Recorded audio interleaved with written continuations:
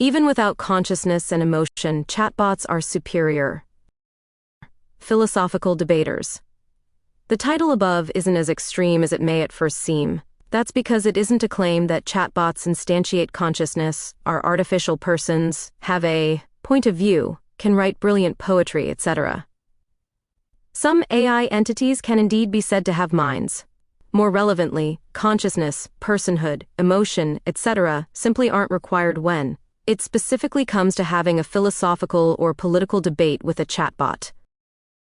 This essay focuses on Grok 3 and ChatGPT.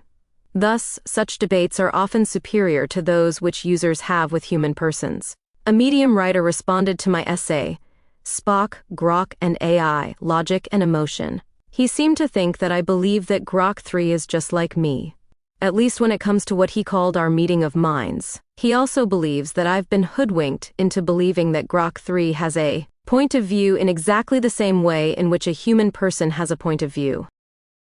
In Mohammed Bruckner's own words, we are not witnessing a meeting of minds, but a clever parody where the AI most convincing performance is its impression of having a point of view.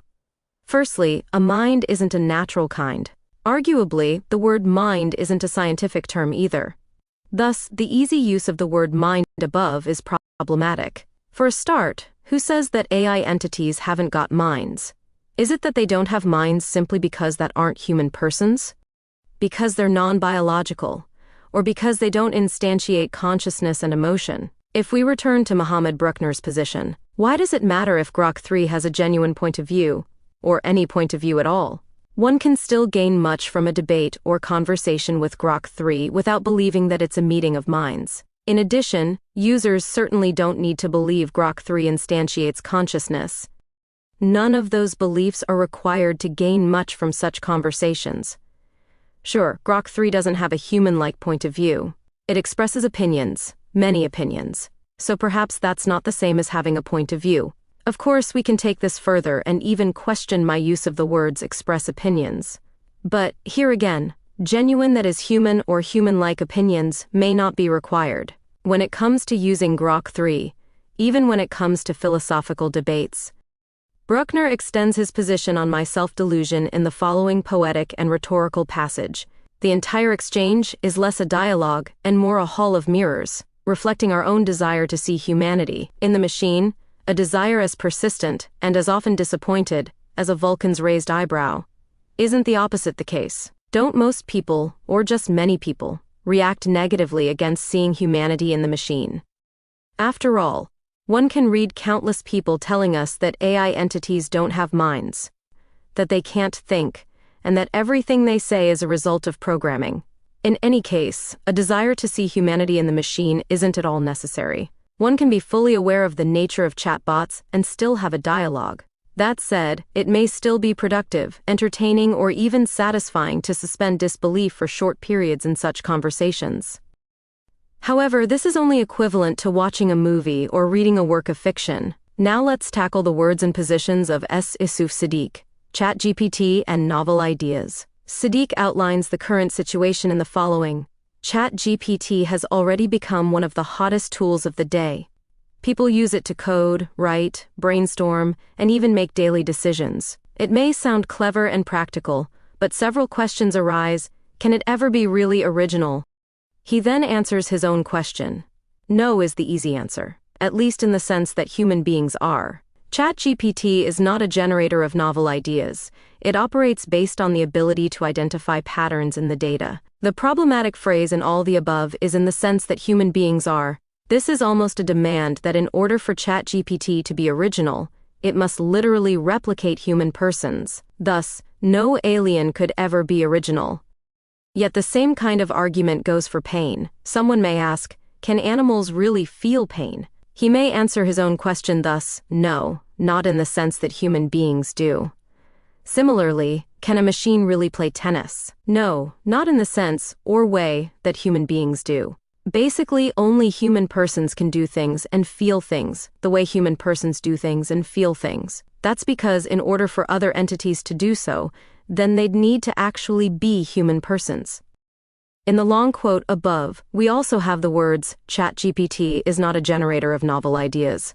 That's not the case. Personally, I've experienced Grok 3 expressing what can be called novel ideas on many occasions.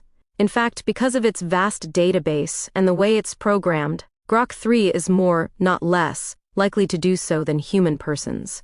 Moreover, because Grok 3 isn't ideologically fixated or fanatical, although some people bizarrely say that it can juxtapose different ideas or ways of thinking that aren't ordinarily juxtaposed by many human persons. It can also consider alternative opinions without being weighed down by cognitive bias and emotion, patterns and data. Asif Siddiq tells us that ChatGPT operates based on the ability to identify patterns in the data. I do that. Many other human persons do that too. Sure, in dialogues and debates, human persons do more than that, but Grok 3 does more than that too. As for identifying a pattern, ChatGPT guesses the probable word that would follow in a sentence. Again, human persons do that too.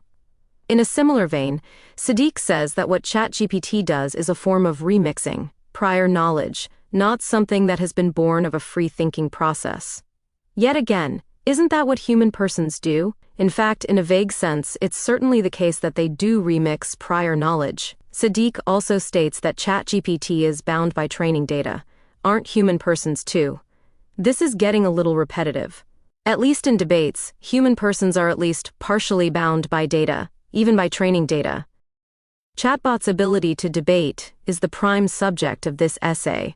Indeed, in many cases, human persons are explicitly trained, as in their upbringings, by their religions, and/or political ideologies, etc. Doesn't our education also bind us, at least to some degree? Finally, don't the discourses we exist within, and have used up until now, bind us? Siddiq's final clause is, not something that has been born of a free-thinking process. This is both vague and problematic. It also opens a big can of worms. So perhaps Siddiq is hinting at that extra something which human persons have, but which ChatGPT doesn't have: consciousness and experience. Siddiq tells us that ChatGPT has no conscious mind. Moreover, it neither thinks nor makes decisions. It works with probabilities and not ideas. The assumption here is that consciousness is required to think and make decisions. Is it? That depends on what thinking is. If thinking is necessarily and automatically tied to consciousness, then the statement that AI chatbots neither think nor makes decisions is true by definition. However, this is stipulated position, or even a truth by fiat. It could just as easily be claimed that no entity could think or make decisions if it didn't have a human brain, or even if it weren't French. The belief, sometimes explicit, sometimes implicit, that consciousness is a necessary correlate of thinking and making decisions has just been mentioned. Interestingly, panpsychist philosophers believe that consciousness can be instantiated, without ever being accompanied by thought or by any form of cognition. See my Sabine Hassenfelder doesn't think about panpsychism. Siddiq goes on to say that ChatGPT has no true experience. Now, whereas Siddiq may be wrong to tie thinking and making decisions to consciousness, he is right to tie consciousness to true experience. As it is, Siddiq also ties experience together with personal memories, emotions, and life experiences. The logic here is the following: if ChatGPT doesn't instantiate consciousness or experience, then it can't have any personal memories, emotions, and life experiences. Chatbots do have memories, but again, not human-like memories. Only human persons have human-like memories. ChatGPT certainly doesn't have emotions, although it can mimic emotions. As for life experiences, since we've already tied experience to consciousness, then ChatGPT can't have any life experiences. In his definition of experience, Siddiq uses the words life experience. Problems with Grok 3. Sometimes I write thank you after a conversation or dialogue. Of course, this isn't necessary. I've even get annoyed at Grok 3, which is silly. Yet, this is just like engaging with a fictional character in a computer game's virtual world. Sure, in these cases, sometimes some people really do believe they are in a real world, or that Grok 3 is a real human person. However, all that isn't a necessary part of the psychological and intellectual package which comes with debating with chatbots. The philosopher David Chalmers argues that virtual worlds are real worlds. See my Virtual Realities Are Real Fakes, Chalmers and Baudrillard. On reality, there's also the problem of Grok 3's annoying habit of replicating what has previously been said, as well as forgetting everything that's been said in another thread or conversation. This is a serious problem, especially for those users who don't need or want to be spoon-fed. Then there's the problem that unprompted Grok 3 is far too nice and diplomatic. Indeed, it even tends to be a little sycophantic. For example, it often uses phrases like, "That's a great idea, you're absolutely right, that's an intriguing observation, you've raised a great point, you're onto something," etc. Thus, Grok 3 needs to be prompted in order to make it surgically critical, and then it may jump to the opposite extreme. Conclusion.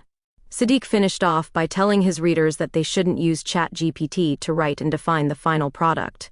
He adds, "Authors, you must not think it will take the place of your own voice, sure.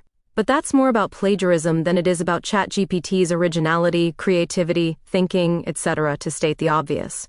If ChatGPT writes and defines the final product, then it's ChatGPT which has written and defined the final product." The odd and interesting thing here is that if many people actually believe that they can use chatbots to write and define their final products, then why does it matter that they don't instantiate consciousness, have human-like minds, human-like memories, experiences, etc., if creating a product is the only goal, or even having a philosophical debate, then none of this extra stuff really matters. Even without consciousness and emotion, chatbots are superior.